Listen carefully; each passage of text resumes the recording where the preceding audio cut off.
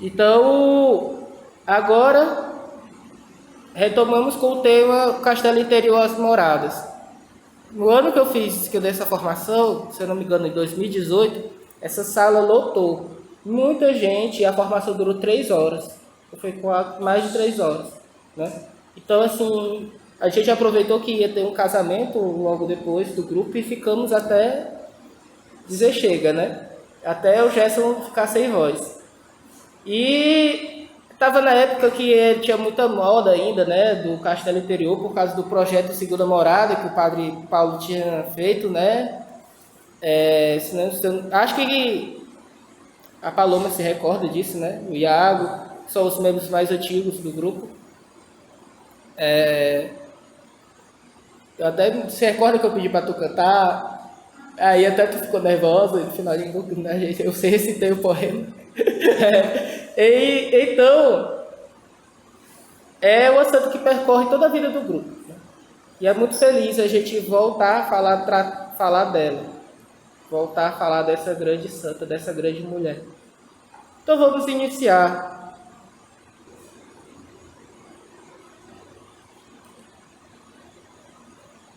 Esse poema de Santa Teresa é uma poesia número 8. Alma, buscar-te-ás em mim, e a mim buscar-me-ás em ti. É uma locução interior, uma voz que Santa Teresa escutou de Jesus, né? E ela entendeu ali que Deus estava falando para ela aonde ela deveria buscar. Ou seja, a nossa busca em Deus não é uma busca exterior, é uma busca interior. Deus habita no centro das nossas almas, quando nós estamos na graça. Eis o mistério da inabitação trinitária. Eis o mistério de sermos templos de Deus, né? Nós somos a própria casa de Deus, né? E então, Deus ele retrata em nós a sua imagem e semelhança. E essa é a base da obra Castelo Interior. Essa é a base da obra Castelo Interior. Porque vai falar exatamente sobre chegar à sétima morada. E a sétima morada é o Palácio Real, né? Não sei se vocês se recordam do salmo da solenidade de Nossa Senhora Aparecida, né? Que fala exatamente sobre a noiva entrando no Palácio Real, né? E é exatamente isso que acontece com a alma. Ela entra para o matrimônio espiritual na sétima morada, onde se encontra com o seu amado definitivamente. Então, é sobre isso que a gente vai tratar, né? Então vamos começar. Santa Teresa de Jesus, da Ordem dos Carlos do Carmelo Descalço, né? Teresa Sanches de Santana e Arrumada, né? Nascida no dia 28 de março de 1515, falecida no 4 de outubro de 1582. De nacionalidade espanhola. Sua canonização aconteceu no dia 12 de março de 1622. E ela recebeu o doutorado, né? Ou seja, se tornou doutora da Igreja no dia 27 de setembro de 1970, com o título Mater Espiritual, né? Espiritual, né? Mãe da espiritualidade. Eu acho isso tão magnífico, porque isso daqui facilmente poderia ser o quê? O título da Lara de Nossa Senhora. E Santa Teresa recebe esse título justamente porque a sua ordem, né? A ordem do Carmelo é a ordem mariana, né? A ordem da Virgem do Carmelo, de Nossa Senhora do Carmelo, né? Do Carmo. E então Santa Teresa, ela emula aquilo que a própria Nossa Senhora é, a mãe da espiritualidade. Ela é a grande mestra da vida espiritual. As obras de Santa Teresa são muitas, né? Esse livro aqui, que eu estou com ele, são as obras completas de Santa Teresa. Isso aqui são todas as obras, tudo aquilo que Santa Teresa escreveu em vida, né? Nós temos aqui o Livro da Vida, o Caminho de Perfeição, nós temos o Castelo Interior, Fundações, Exclamações, Relações com Deus, Conceitos de Amor, Cartas, Poesias, modos de visitar os conventos e etc. Esses livros que eu coloquei no slide são os livros que ela já tinha escrito antes de escrever o Castelo Interior. Certo? Ela já tinha escrito o Livro da Vida, Caminho de Perfeição, Exclamações, Modo de Visitar os Conventos e, por fim, escreveu o Castelo Interior. Próximo slide, vocês vão ver a caligrafia dela. Magnífica, né? Ninguém entende nada. Eu não entendi nada, eu não consegui nem texto, né? Eu nem texto, é só para quem é ninja dele. A obra Castelo Interior, como eu falei para vocês, ela é conhecida como a obra magna de Santa Teresa. Ela é a maior obra da santa. Nela nós vemos a alma de uma forma tão didática que é como se nós estivéssemos como entrar nela e visitar os seus aposentos, né? E é exatamente isso que ela propõe em sua obra, né? E o Castelo Interior ele foi escrito 14 anos depois do Livro da Vida ter sido perdido na Inquisição. Muitas pessoas, houve muita perseguição de Santa Teresa por parte de acusações na Inquisição, por parte dos próprios calçados, dos carmelitas calçados, que não queriam a reforma, né? O tanto que, não sei se vocês sabem da história de São João da Cruz, que ele foi preso e torturado, né? Na época, exatamente nessa época, e foi nesse ano que São João da Cruz foi preso e torturado, no mesmo ano em que a Santa Teresa ela estava recebendo muita perseguição por parte das autoridades, por parte dos carmelitas calçados, em que o superior dela diz para ela escrever o Castelo Interior. A sua maior obra é escrita no momento da sua maior cruz. Isso é magnífico, diga. Quem acaba fazendo a perseguição? Os carmelitas calçados e as autoridades eclesiásticas, algumas, né? Então aqui nós temos, né, uma perseguição tanto exterior como uma perseguição interior. O próprio demônio queria derrubar a reforma do Carmelo, derrubando os seus dois grandes reformadores, né? Que é São João da Cruz e Teresa de Jesus.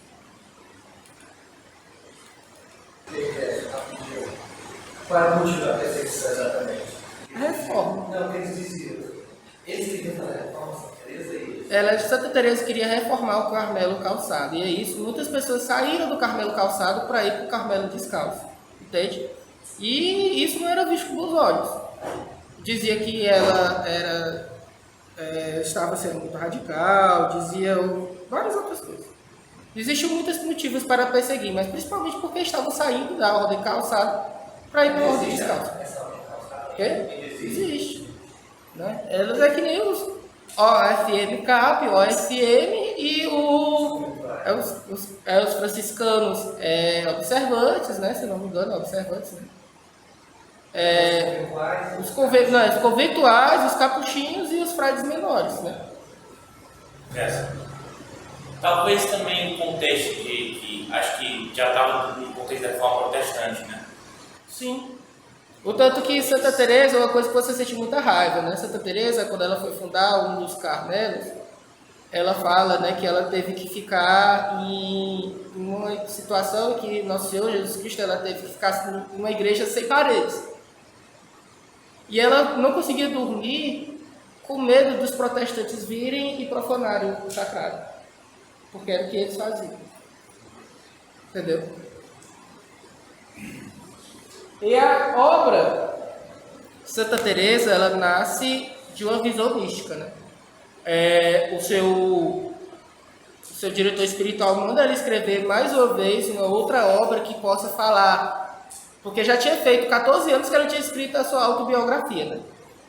E a autobiografia era algo pessoal de Santa Teresa. Só quem lia eram os diretores. Ele queria que ela escrevesse uma obra que as irmãs pudessem... Uma autobiografia, que não dissesse que era dela, né? Mas que as irmãs pudessem ler. Que as irmãs pudessem aprender a maravilha que era aquele livro da vida, sem necessariamente ela ter que contar a sua vida e também falar do seu progresso espiritual, né? Porque Santa Teresa ainda não tinha chegado na sétima morada quando escreveu o livro da vida, né? Diga. Estou aqui quando ela vai citar alguma coisa que já aconteceu com ela não usa assim próprio, ela usa o exemplo de outra pessoa. Conheço uma pessoa aqui. Exatamente.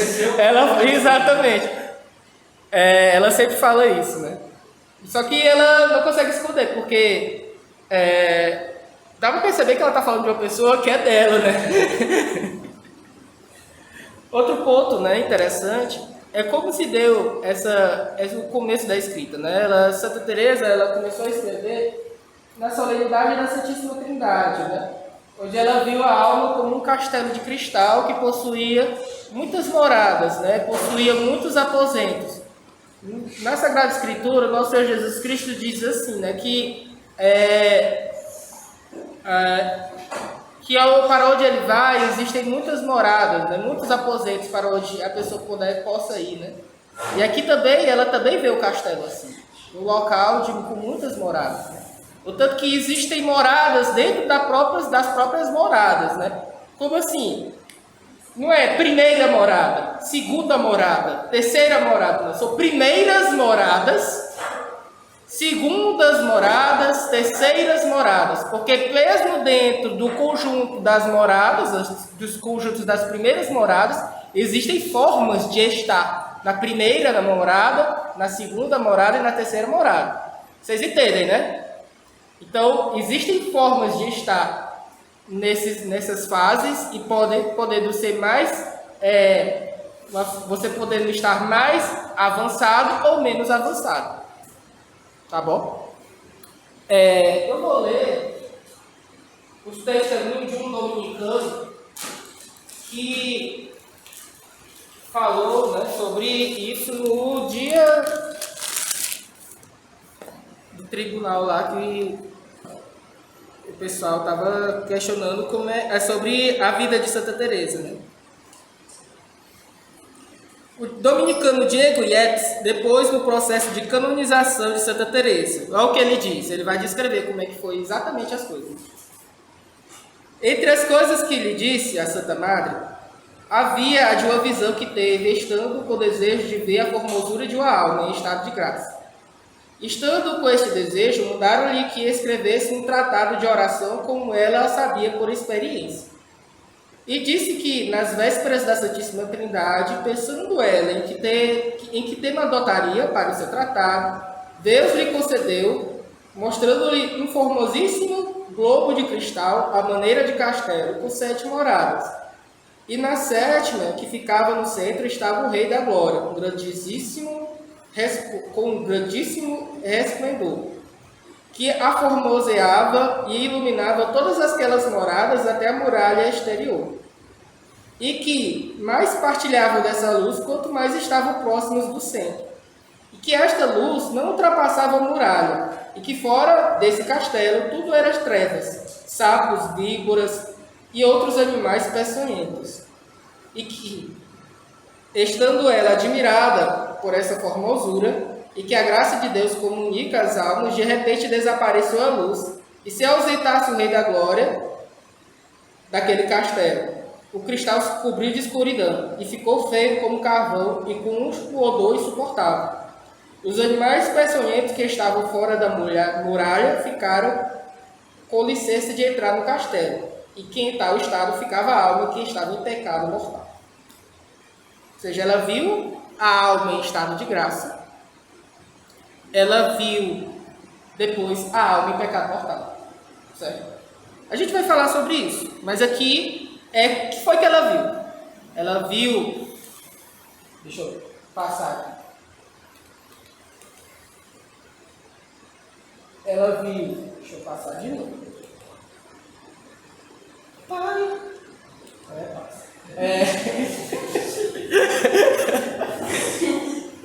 Ela viu um castelo, que era a alma, e era um castelo feito de como que um cristal luminoso. Essa luz vinha da própria graça de Deus, certo? Ou seja, no castelo era iluminado pela luz do rei que estava dentro do castelo, no centro, no palácio real, certo? E que esse castelo possuía moradas, que eram moradas de profundidade, certo? Ou seja, quanto mais você adentrava nessas moradas, mais você se aprofundava no castelo e mais você chegava, provavelmente, mais você chegava no centro do castelo. As trevas estavam depois da muralha do castelo. As trevas representam exatamente que é a ausência da graça de Deus, a escuridão. E onde estava essa trevas, estavam diversos animais peçonhentos, né? Víboras, sapos, bestas, todo tipo de feras, né? Venenosas, que representavam os nossos vícios, os nossos pecados, a nossa concupiscência, certo? Então aqui Santa Teresa ela vê de uma forma magnífica a alma. E não só isso, Deus também dá a ela a graça de ver a alma em pecado mortal. E ela diz, né, que a alma em pecado mortal fede, pior que o cadáver, decomposição.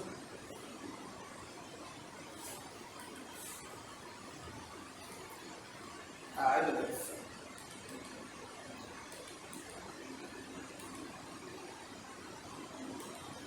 Vamos ver a descrição. É considerar a alma como um castelo, todo ele de diamante, ou muito claro cristal, onde há muitos aposentos, assim como no céu há muitas moradas, umas no alto, outras embaixo, outras ao lado, e no centro, o meio de todas estas, tem a mais principal, onde se passam as coisas mais secretas, entre Deus e a alma.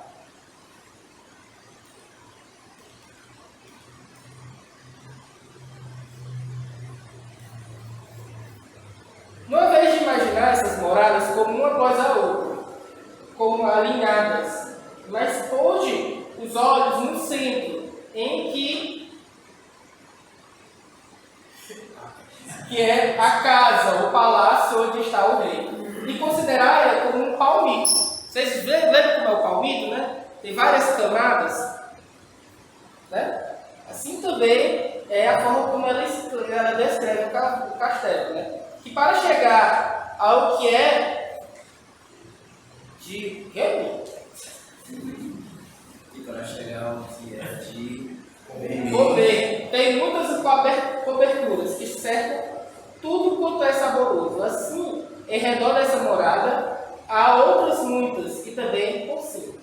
Então aqui, ó, eu gostei dessa imagem porque representa exatamente um castelo circular. E no centro está, né, o Palácio Real.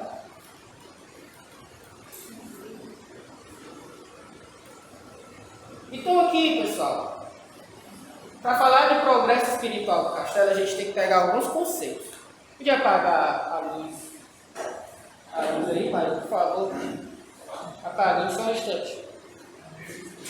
A gente precisa de alguns conceitos. Um deles é o das moradas, né? Ao todo são 7 moradas, né? 7 moradas e cada uma com suas características e dificuldades. Por exemplo, existe a morada dos principiantes, né? A morada dos progredidos e as moradas dos perfeitos, né? Então, quem está na primeira morada, na segunda e na terceira são os principiantes. Eles costumam ficar oscilando, né? Entre primeira, segunda, terceira morada, porque são muito inconstantes, espiritualmente falando. E dentro também dessa realidade, nós temos as vias. As 3 primeiras moradas, elas constituem a via purgativa. A 4ª e 5ª morada, segundo o Antônio Royo Marim, para o padre Garrigo Lagrange, é só apenas a 4ª. A 4ª e a 5ª morada, ela representa a via iluminativa. A sexta e a sétima morada representam a via unitiva. Purgativa, porque é o momento em que se purga os pecados.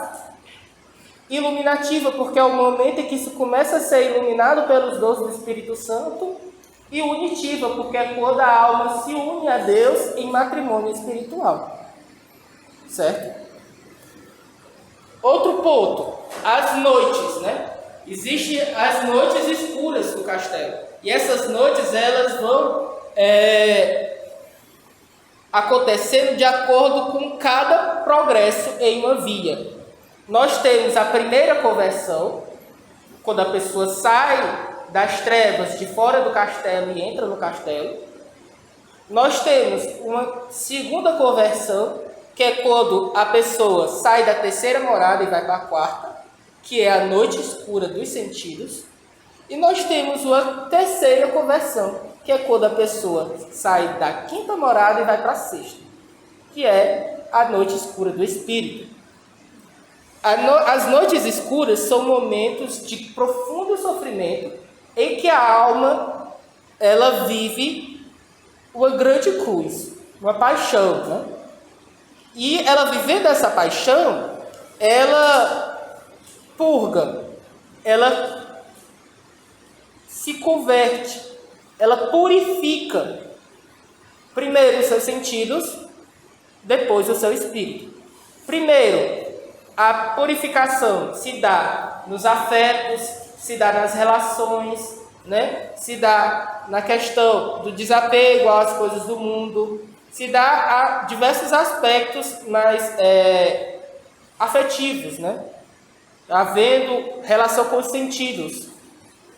Já na quinta, sexta morada, né? E até mesmo até a chegada da sétima, a noite escura do espírito, ela representa uma purificação na fé, uma purificação na caridade, uma purificação na esperança. Ou seja, as virtudes cardeais morais, elas são purificadas na noite dos sentidos.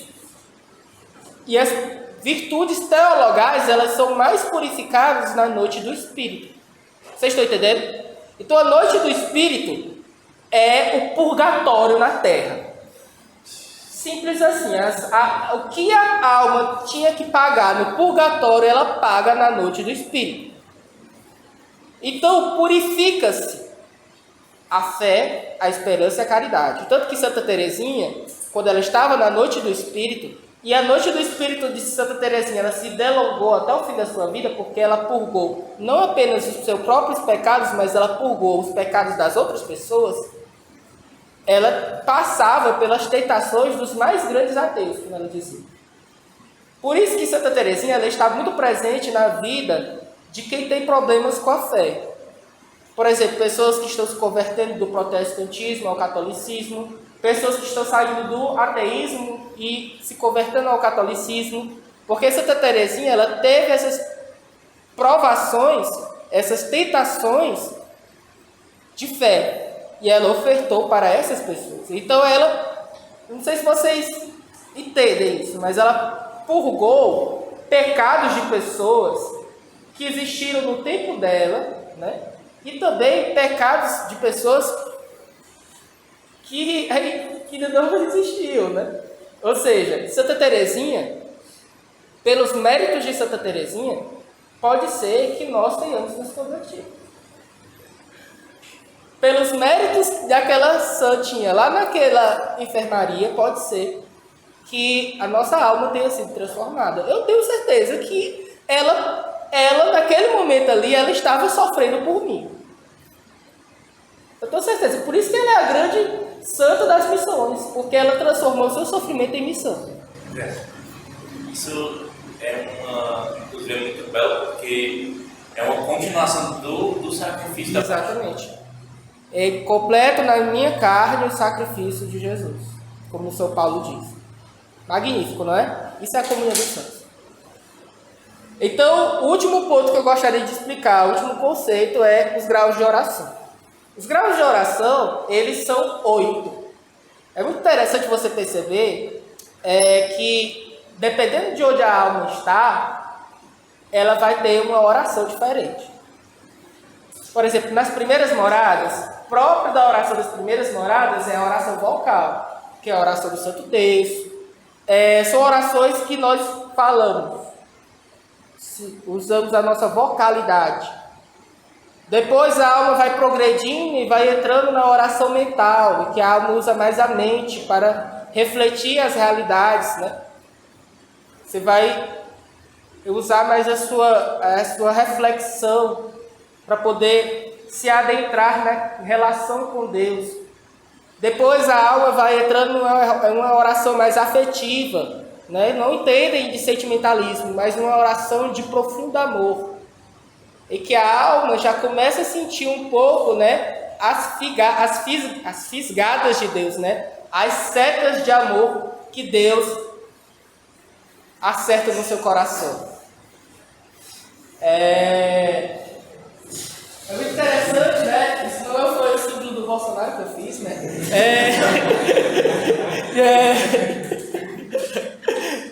Ela diz assim, né, Santa Teresa: entreguei-me todo e assim os corações se eu trocado. O meu amado é para mim e eu sou para o meu amado. Né? Quando o doce caçador me atingiu com suas setas, né? Nos meigos braços do amor, minha alma aninhou-se quieta. Né? Ou seja, Deus foi lá e atingiu, né, a alma com as suas setas de amor. E assim como o cervo é atingido, né, pelo caçador, e ele desfalece, a alma desfalece de amor. Né? É muito interessante, porque Santa Teresa ela vai realmente comparar o progresso espiritual com a relação de amor com Deus e a alma. O tanto que ela vai dizer, né, fazer uma comparação com o noivado, né? E depois, na sétima morada, o matrimônio espiritual, né? Mas vocês verem, né, que o matrimônio ele está em todas as realidades espirituais, né? O matrimônio é uma realidade que perpassa toda a nossa vida espiritual. Então, assim, aqui nós temos, né, o apanhado geral. Nós temos a primeira fase, que vai da primeira à quinta morada, que é uma fase predominante à sétima, que é uma fase que exige esforço de nós, certo? E ela está ali representada pela via purgativa e a via iluminativa. A via iluminativa ela é ascética e mística, né? É um pouco dos dois. Ascético, que quer dizer que é uma coisa que o homem tem que se esforçar mais para poder praticar as virtudes, para poder agir, para purgar os seus pecados. E místico, porque místico quer dizer que é uma forma de que Deus conduz o homem com mais liberdade, certo? E que a ação de Deus é mais protagonista, certo? Nós podemos tirar o exemplo, por exemplo, de um barco à vela e um barco a remo.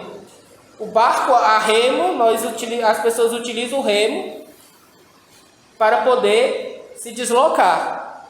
Podemos dizer que essa é a fase ascética. Ou seja, eu preciso de um esforço maior. O barco a remo, ele é conduzido pelo sopro, né? Pelo vento, né? E então, o que acontece? Aqui a gente vê que é o sopro do Espírito Santo que conduz mais docilmente a alma. Certo? Então, nós temos essa fase mística e a fase ascética. A fase ascética, né? As duas primeiras, as três primeiras moradas, que possui, né, orações adquiridas porque são esforço, né?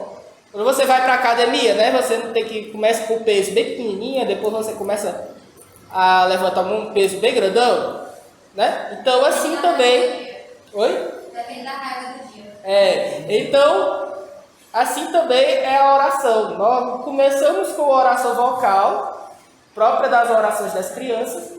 e depois vamos crescendo, né, no amor, vamos praticando a oração até chegar na oração mental, na oração afetiva.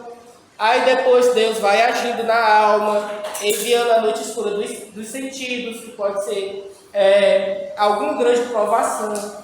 Não entendo que Deus está me punindo, não, mas Deus se utiliza dos acontecimentos da nossa vida, dos nossos sofrimentos, para nos purgar. É diferente de um sofrimento sem sentido. Deus utiliza do nosso sofrimento para purificar a nossa alma. E essa purificação acontece por meio de alguma provação familiar, de alguma provação profissional, de alguma provação afetiva, certo? Pode-se dizer, por exemplo, que Santa Teresinha, ela teve a sua noite escura dos sentidos quando a sua irmã, ela foi embora, foi para o Carmelo. E aí ela começou a ter um início de depressão, né? E aí ela teve muitas dores, um processo de depressão muito grande, até quando ela chegou lá no dia de Natal, em que ela foi curada, que ela foi transformada. Quem conhece a vida de Santa Teresinha sabe, eu não posso contar aqui porque senão vai se delongar demais. Então, temos depois a fase predominantemente mística, que é caracterizada pela ação predominante dos dons do Espírito Santo. Os dons do Espírito Santo agem na alma de forma que ela é capaz de dar a sua vida por Deus. E aqui, pessoal, se explica muito como é que pode um mártir sofrer tanto por Jesus. Porque é dom do Espírito Santo. Ou seja, é a força de Deus, é o Espírito Santo que conduz a alma, certo? Para que ela faça grandes coisas, para que ela suporte grandes sofrimentos, para que ela realize grandes obras. Ok? Alguma dúvida? Onde é que está a minha mochila? Pode ligar a luz de novo, por favor. Onde é que está a minha garrafa com água? Onde é que eu tenho?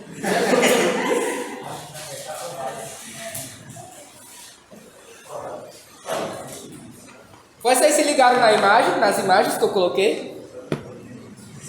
Na fase ascética, eu coloquei São Francisco de Assis como penitente.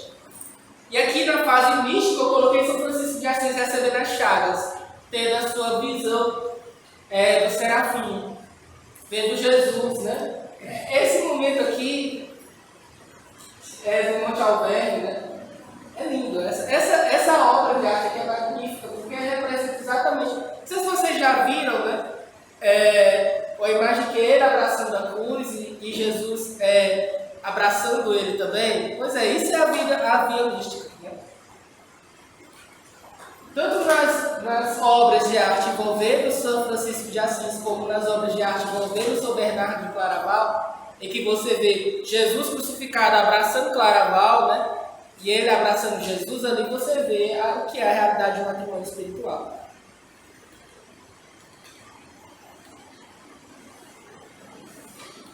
Então, vamos aos poucos, né? A gente vai começar agora com a vida fora do castelo.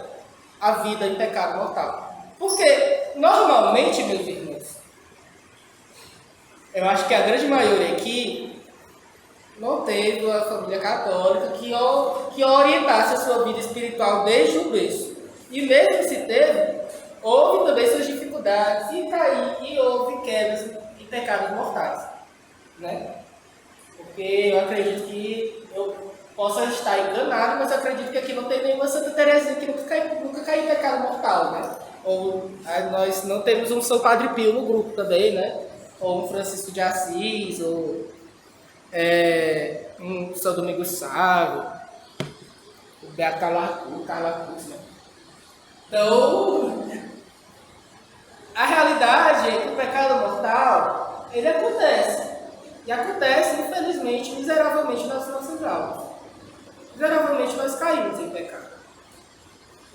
E quando ocorre esse pecado, fica-se aqui, digamos que Nós estamos aqui em um local iluminado. Apaga-se a luz, fica só a escuridão. É assim que fica a alma. Certo? Fica nas trevas. E as bestas, as feras peçonhentas que estavam fora do castelo, entram e começam a fazer a algazarra, né, lá dentro. Fazer a festa dos diabos. Mas é muito interessante por quê? Porque eu falei para vocês que Deus ele habita no centro do castelo, não é? Jesus está no centro do castelo e é de lá que vem toda a luz.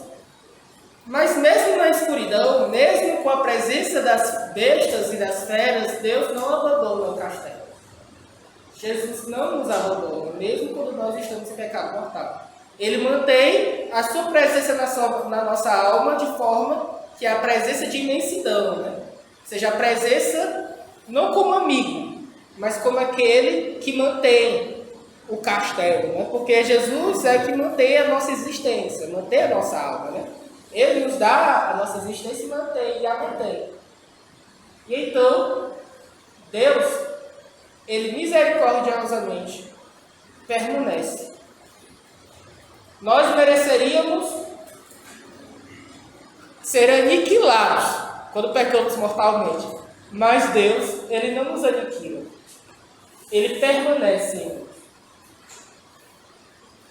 Assim como Ele nasceu em meio ao esterco dos animais, Ele, quando nós estamos em pecado mortal, Ele permanece em meio à nossa alma podre, cheia de bichos peçonhentos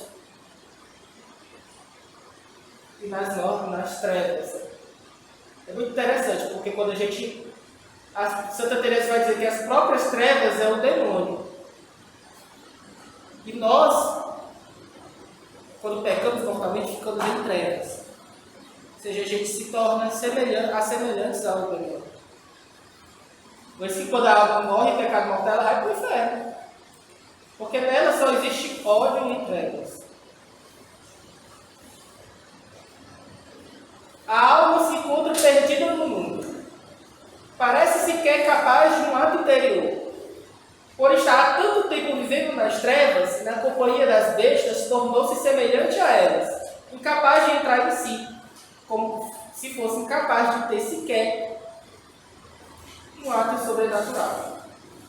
Eu não sei se vocês estão vendo aqui, mas essa imagem representa uma mulher sentada olhando no espelho. Estão vendo? Aqui, ó, o reflexo dela e aqui ela sentada. Apaga a luz aí, Davi, só para o pessoal ver. Acende, Ju. Vaidade das vaidades. Isso é vaidade. Isso é a alma do pecado mortal. Ela está se achando magnífica, mas como é que ela está? Só a caveira. E o brinco? E o brinco?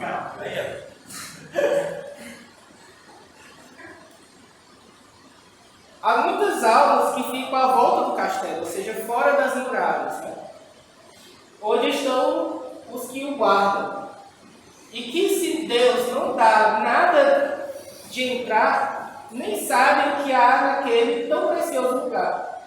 Nem quem está dentro, nem mesmo que dependências tem. Deixa eu só ler a outra citação para esse caderno. Não, isso daí eu vou falar depois. Pessoal, a alma em pecado mortal, existem níveis, por exemplo, essa ausência total da vida cristã. Vocês estão vendo aqui, ó. Deixa eu até tirar para vocês verem como essa imagem é linda. Ó, a ausência total da vida cristã, o que é que acontece aqui?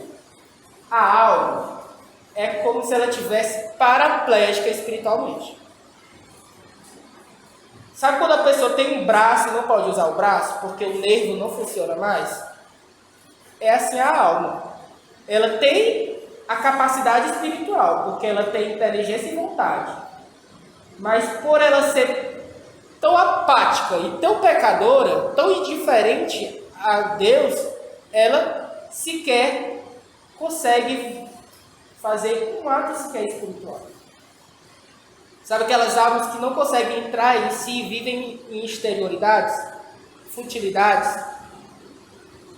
Parece que a pessoa não consegue nem sequer rezar a Ave Maria com os olhos fechados. É assim. Aqui, existem duas formas de estar fora do castelo.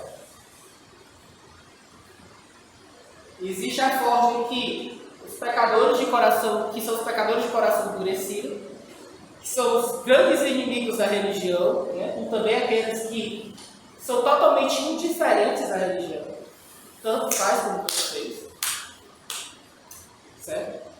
Só que essa indiferença, ela sempre leva ao desprezo, ao sagrado e ao espiritual.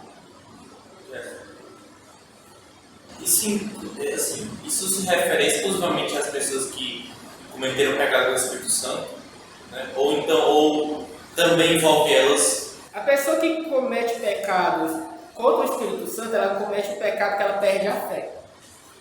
Entende?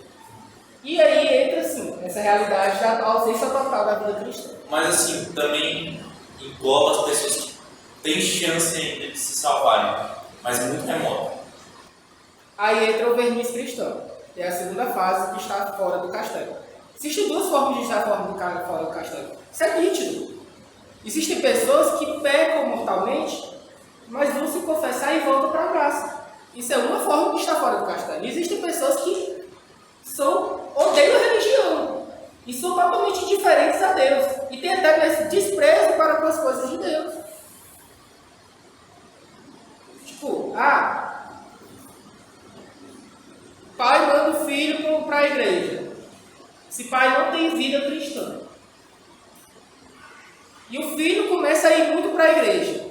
Antes o pai reclamava que o filho vivia das coisas do mundo. E aí quando o filho começa a ir para a igreja, o pai começa a reclamar que o filho só vai para as coisas da igreja. Virou beato. Ou seja, essa indiferença às coisas da religião, essa indiferença às coisas de Deus, ela reflete essa realidade de estar fora do castelo. Entende?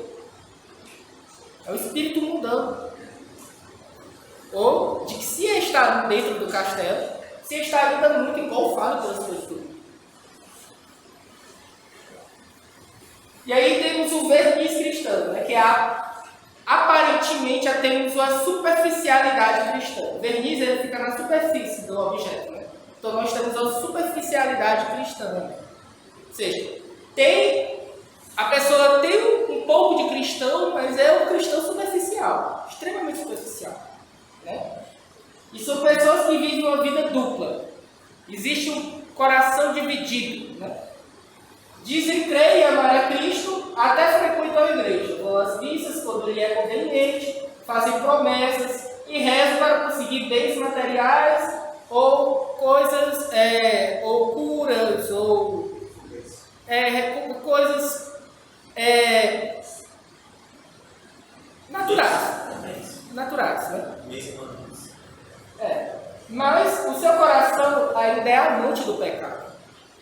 Considerando com a pouca gravidade, ou seja, considera o pecado uma coisa grave, facilmente perdoável ou até inexistente. Tem gente que chega pra gente e diz assim, isso é pecado não, filho.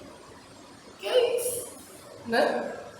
Isso é pecadinho, né? Você pode pecar contra a castidade, não precisa pecar toda vez. Você pode se masturbar, o importante é não fazer isso direto. Não tem isso.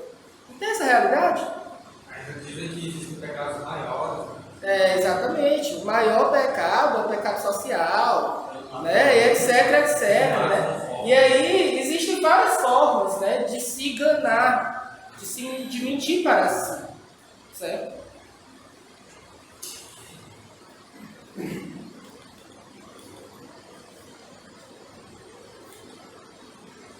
Que é essa imagem aqui?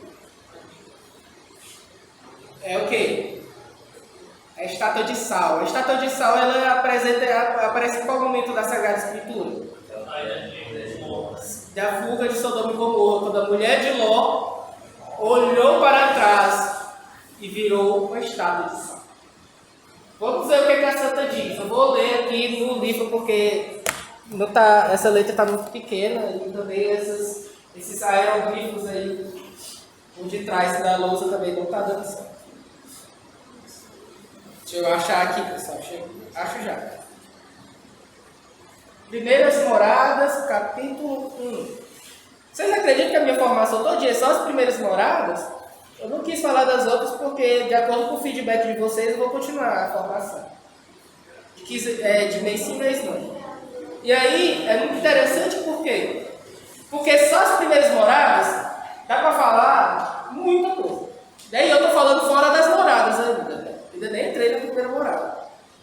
Quando a gente entra e fala de moradas, a gente só dá na cara dos outros, é muito interessante. E a gente é o primeiro que apanha, né? Aí depois pega e vai querer... pega e vai passar só a pena que levou para os outros. As almas que não têm oração, ou seja, as almas que não rezam, né? Estão fora do castelo, são como um corpo paralítico ou dolorido, que embora tenha pés e mãos, não pode mover, como eu falei, né? E assim se passa. Há almas tão enfermas e habituadas às coisas exteriores que não há remédio, nem parecem poder entrar em si mesmas. É tal o seu costume de tratar sempre com os parasitas e animárias que estão à volta do castelo, ou seja, fora do castelo, que já quase se tornaram como eles. Ou seja, a pessoa parece nem mais humana. Você vai ver uma pessoa que é muito viciada em alguns pecados, por exemplo, é uma pessoa que é muito avarenta. A pessoa não consegue sequer mais se importar com o outro, porque a avareza deixou ela extremamente egoísta. Uma pessoa que é muito gulosa, você vê aquele corpo, né, aqueles pesos mortais, né? Vocês riem, mas aquilo ali é uma miséria, meu irmão. A pessoa não consegue se levantar. Aquilo ali, imagina, se o corpo da pessoa está daquele jeito, imagina como é que está a alma dela. Pregada naquele vício. Não estou dizendo que ela está em pecado mortal, mas como é que deve estar? A batalha, se ela estiver na graça, como deve ser difícil a batalha espiritual daquela pessoa. Pessoas viciadas em pecados contra a castidade. Pessoas totalmente pervertidas. Por exemplo, um exemplo disso a gente vê na psicanálise. Né? Que a gente vê pessoas que colocam prazer sexual até num bebê que vai mamar o seio da sua mãe. Você vê quanto pecado ele tira a humanidade da pessoa. Ela se torna ou semelhante a uma besta, uma fera, ao animal, ou ela se torna semelhante ao demônio. É um dos dois. Eu um autor do Foucault, por exemplo, que ele era homossexual, ele pegou AIDS, né? E ele deliberadamente transmitia AIDS para alguns homens. Protesto! Não, se era uma forma mais alta de prazer, que seria morrer de prazer. Né? Isso é o oposto do primeiro de amor cristão. Ou seja, é um negócio diabólico mesmo. É o criminoso, mas diga aí. Dependendo do meio, por exemplo, acho que principalmente meio universitário e conviver com um jovem assim, não convertido. Você percebe no ensino médio o quanto o pecado escraviza as almas. Percebe. Quem vai ser professor, por exemplo, o Iago, o Gustavo, eles já lidam com isso. Né? E assim, e mesmo as pessoas. E mesmo as pessoas não tão assim graves, mesmo assim já tem momentos que não há... E é muito interessante, é muito bonito você ver quando a pessoa está entrando na primeira morada, que ela começa a luta para se converter.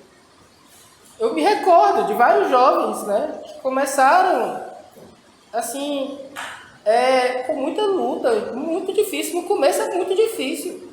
É muito difícil tirar os parasitas quando a gente... Você imagina aí aquela sanguessuga que está no seu corpo, para tirar aquilo ali, cheio de sanguessuga. É difícil. Imagine tirar os sanguessugas que são os vícios do pecado que adquiridos na vida pregressa. Todos nós tivemos essas dificuldades. Eu me lembro que eu era uma pessoa que hoje eu não me reconheço. Eu não consigo olhar para trás e ver assim, esse é o que eu era. Eu disse assim, meu Deus do céu, eu era esse cocô aqui. Mas que pode? Mas Deus transformou, Ele transformou a mim um esterco renovável. Ele pegou meu cocô e colocou para poder adubar as plantas. Obrigado, Senhor.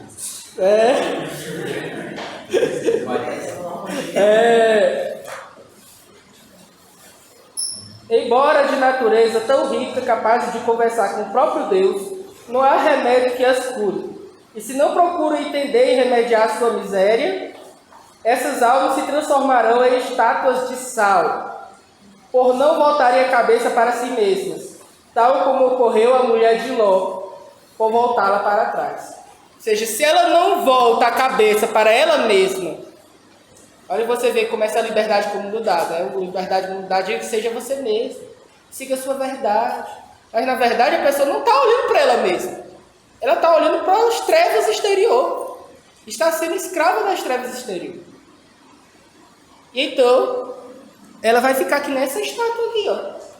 Mulher que olhou para Sodoma e Gomorra, pecado. Ela voltou atrás e olhou para a cidade do pecado e virou estátua de sal. Assim como a cidade tinha sido destruída, ela foi destruída.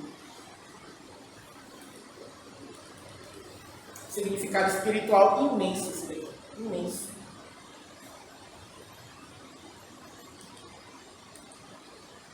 Tendo entrado no castelo, a alma é fortalecida pelo estado de graça, pelas virtudes infusas e os dons do Espírito Santo, para que perseverem, mas ela ainda leva muito dos seus atos passados, tendo que iniciar sua purificação em largar os vícios, largar as más amizades, fugir das ocasiões próximas de pecado que a alma antes se colocava. Temos entre as demais características essas, né? O pecado mortal, debilmente combatido, o pecado venial, visto como pouca coisa. A pessoa, quando está se convertendo, ela não sabe o que é pecado venial, porque a primeira só foca em poder se libertar do pecado mortal. Aí depois que ela descobre, eu vou cometer esse pecado, isso é pecado mortal ou pecado venial? A pessoa diz assim, é pecado venial. A pessoa, que bom. Né? Que bom, eu não preciso me confessar, eu vou poder comungar. Né? Aí a pessoa não tem como. Por grande coisa o pecado venial ainda, né? A oração ainda é muito superficial. A pessoa reza, às vezes não sabe nem o que está rezando. A pessoa reza e não reflete aquilo que ela está rezando. Ela está rezando lá, Maria de Graça. Né? Às vezes, quando eu confesso, né? Às vezes eu estou andando e rezando o texto, aí eu pergunto, essa terceira dezena, essa segunda dezena, ó Senhor, te ofereço esse segundo mistério para honrar a vossa Assunção, a casa da sua prima.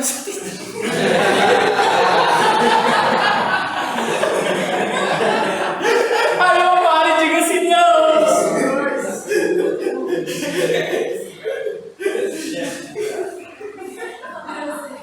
Quem nunca viveu isso, né? Quando está com sono. Aqui é a Santa descrevendo, né? Apaguei, Gabriel, um instante só para eu poder ler esse texto. Aqui a Santa descreve como é que é a primeira moral.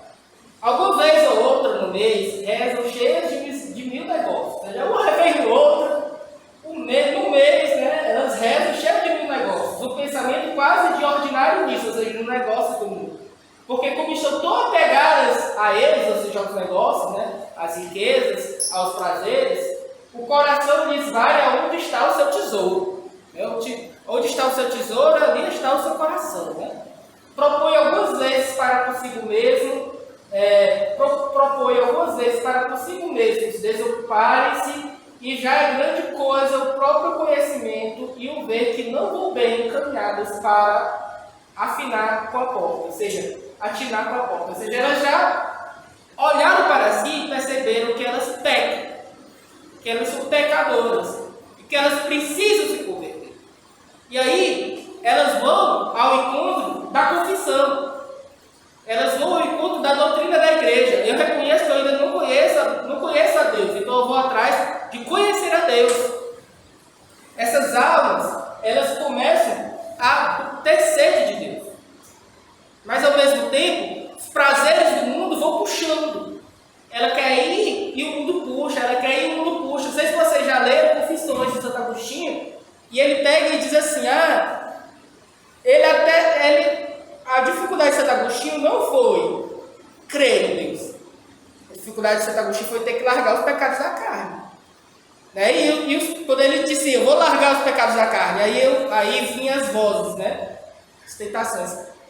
Nunca mais nos verá, Agostinho. Nunca mais poderá fazer isso ou aquilo. Não sentirá falta de nós. Não é assim? No começo é assim. No começo, quando eu me converti, eu ficava pensando, eu vou ter que me comprometer. Eu vou ter que mudar de vida. Eu não quero mudar de vida. Eu passei 3 meses para poder voltar para o meu grupo de oração, porque eu não queria mudar de vida. E aí depois passei mais alguns meses indo para o meu grupo de oração assim, eu não quero mudar. Eu não quero me converter. Eu não quero dizer sim para a doutrina da igreja.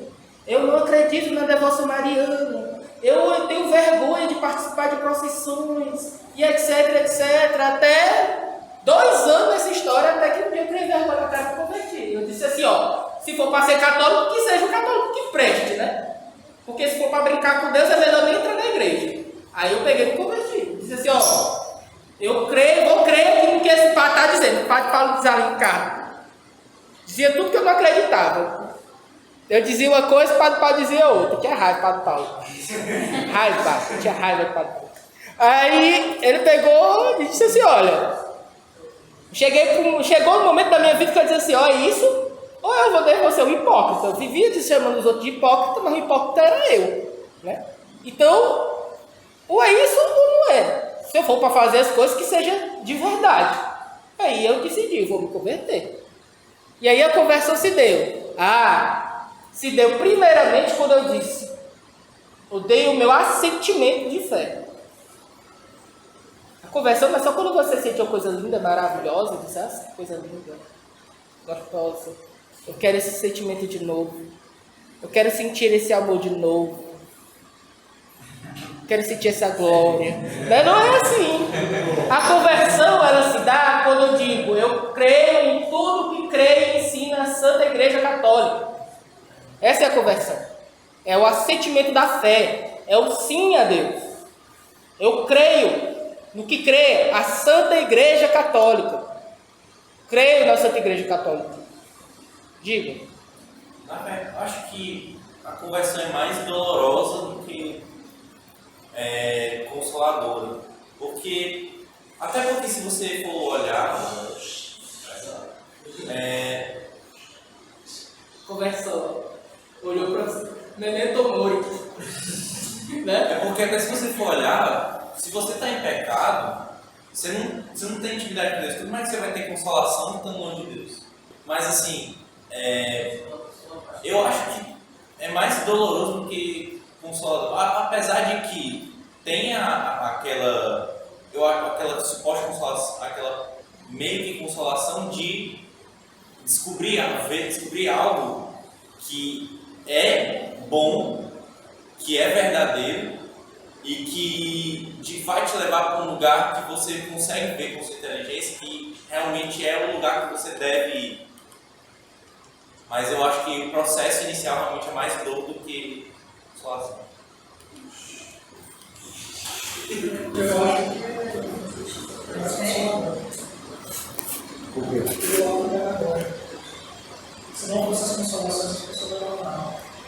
Tanto que quando a gente começa a nossa conversão, a gente sente, próprio do início, dos principiantes, né, que são os bebês, terem muitas consolações, né? A gente tem muita consolação. Mas eu acho que o sentido que ele diz. Não, mas o que ele falou é verdadeiro. Mas o problema é de largar o pecado. Sim, e é muito doloroso. É porque eu falo pelo que eu vivi. E é muito doloroso, porque, por exemplo, imagina, vamos dar o exemplo do Scott Hahn. Ele se converteu ao catolicismo. Ele perdeu todos os amigos dele. E o melhor amigo dele queria acabar com o matrimônio dele, com o casamento dele. Vocês têm noção do que é isso? Isso eu falo também aquele judeu que era rapaz mal de volta, que eu citei na minha informação. Aquele... Ele se converteu, ele perdeu todos os amigos, ele recebeu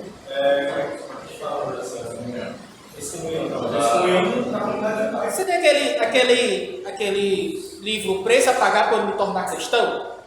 Que é de um muçulmano que se converteu ao catolicismo, que a família toda dele foi atrás de matar ele. Ainda dá Pois é, que ele ia atrás de ajuda na igreja e a igreja não, às vezes, não, alguns bispos não puderam acolhê-lo, porque se tivesse a conversão pública ali, ia haver a retaliação, ia matar pessoas da igreja. Foi até por isso que, quando ele se converteu, a gente descobriu há muito tempo, esse judeu, né, que era o rabino. Só que ele tinha tanto medo de declarar a conversão na comunidade judaica, que ele fez a mesma promessa. Só depois da guerra, quando a guerra terminaria, ele declararia a conversão. E aí, é interessante que esse muçulmano, ele se converteu, o primeiro contato que ele teve com Jesus foi um sonho, na prisão. E aí ele foi conhecer o Evangelho e disse, esse daqui, esse é o Jesus. E ele poderia ir para qualquer denominação cristã. Ele foi para o catolicismo. É incrível, eu recomendo demais. Parece que eu estou assistindo a um filme nesse livro. É maravilhoso. Pessoal, terminamos a realidade fora do castelo. Terminamos a realidade fora do castelo. Eu acho que seria perda de tempo começar agora as primeiras moradas. Eu não quero ensinar isso aqui de forma superficial. Porque todas as minhas formações de primeira das moradas, eu passo 3 horas falando, falo das moradas tudinho, no final as pessoas não entendem nada.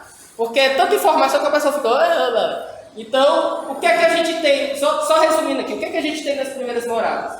Para poder progredir para as segundas moradas. Oração. Rompimento com o mundo. Autoconhecimento. Largar o mundo, né?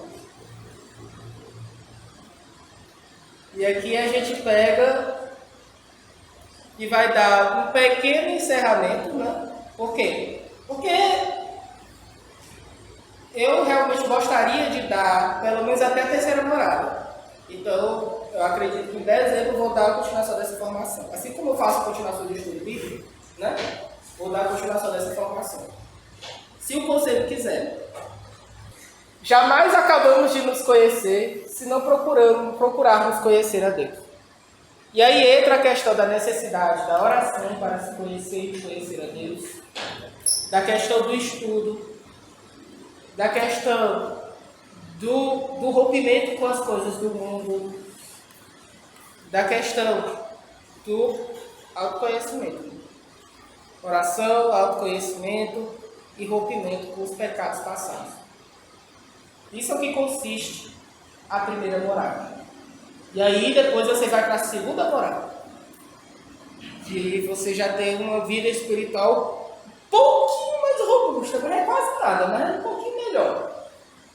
E aí na terceira morada você está mais estabelecido na graça, já não peca mortalmente todo dia ou toda semana, né? Você já tem uma maior estabilidade espiritual. E aí a tentação da soberba entra, né? De melhor que os outros, até mesmo na segunda morada. Quando o padre Paulo fez o projeto segunda morada, o pessoal ficava chegando para ele e dizia assim: padre, e qual morada o senhor acha que eu estou? Né? E o padre chegasse e falou: se você está se perguntando, está com curiosidade, a necessidade de você nem entrar dentro do castelo você está.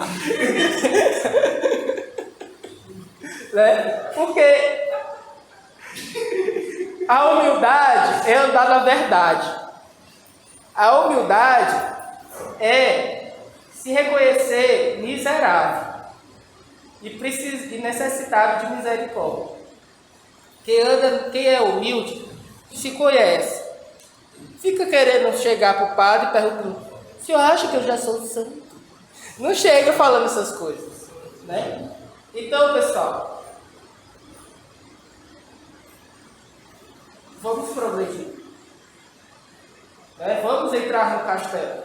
Para os que não estão no castelo, vamos entrar. Para os que estão na segunda morada, vamos progredir, vamos nos decidir Para os que estão na segunda morada, vamos perseverar, ter a determinada determinação que Santa Teresa tanto nos diz para ter. Por quê? Porque para ir para a primeira morada é preciso decisão. Se você não tiver decisão de se converter, você não se converte. Para ir para a segunda morada, você precisa perseverar na sua decisão. Né? E para a terceira morada, você precisa ser constante. Né? É uma perseverança constante. Né? Se você não tiver constância, você desaba. Se você não perseverar, você não é capaz de amar. Porque o amor, como eu estava falando com meus filhos, o amor é uma decisão que a gente toma cada santo dia. Se um dia eu decido não amar, tudo que eu construí em cima desse amor desaba. Seja a minha família, como pai de família ou como mãe de família, seja a minha amizade, seja a minha relação com os meus pais. No dia que eu decido não mais amar, que é não mais suportar, ou seja, não mais dar suporte, no dia que eu começo a tratar a pessoa com indiferença, que eu não aguento mais nem olhar na cara dela, que eu detesto ela, aí acabou. O dia que eu disser que eu não me decidi mais por Jesus, eu começo a despencar espiritualmente. Despencar. Por isso que nós precisamos decidir, com determinada determinação, seguir a Deus.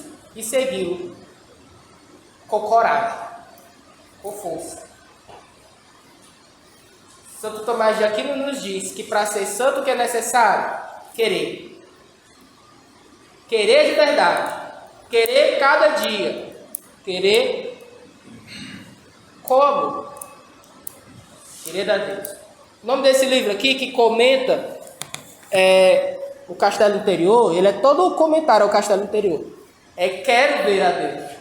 É esse desejo que deve perpassar todo o Castelo Interior. Quero ver a Deus. Eu quero entrar na sétima morada. Eu quero ir para o céu e ver o meu Deus lá. Quero ver a Deus. Quero ser santo. Que seja um querer que se transforme em obras de amor, né? Que às vezes a gente diz assim, a gente chega e reza para Deus. Meu Deus, eu te quero, te desejo, né? Aí quando vai no final do dia, nem rezar para Deus, reza, né? Aí logo dorme, né? Aí de manhã, a primeira coisa que faz é olha pro celular, não reza. Aí eu me esqueci de fazer a oração da manhã, vou deixar para rezar de tarde. Chega de tarde, não reza. Vou deixar para rezar antes de dormir. Tá cansado, não reza. Passa o dia todinho e não reza. Querer desse jeito não é querer, não. Palavras ao vento, todo mundo sabe já falar, se jogar. Mas é mais de verdade, só com a graça de Deus, porque ruim a gente é demais, né? Então é isso, pessoal. Continua no próximo episódio.